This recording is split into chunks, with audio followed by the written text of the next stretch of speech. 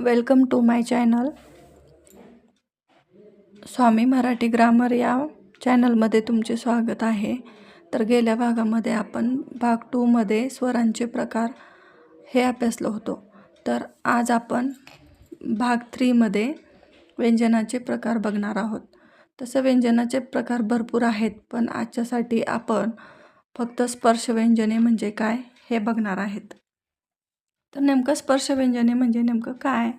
तर फुफ्फुसातील हवा तोंडाबाहेर पडताना जीभ, कंठ, ताल, दात, ओठ या अवयवांना स्पर्श करते तेव्हा ते वर्ण उच्चारले जातात, म्हणून त्यांना स्पर्श व्यंजने म्हणतात. आता त्याच्यामध्ये स्पर्श व्यंजने म्हणजे नेमकं कोणते कोणते? तर क, ख पासून भ आणि म पर्यंतच्या व्यंजनांना स्पर्श व्यंजने असे म्हणतात.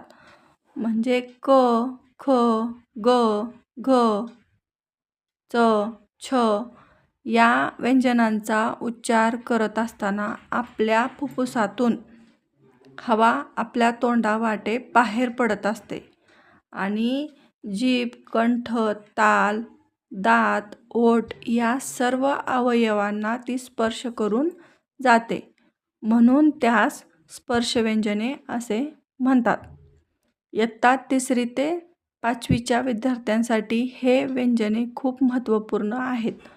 त्यामुळे स्पर्श व्यंजने म्हणजे काय हे मी तुम्हाला सविस्तर सांगितलेले आहे. तर जो पुढचा प्रकार आहे तो आपण पुढच्या भागामध्ये बघूयात. धन्यवाद.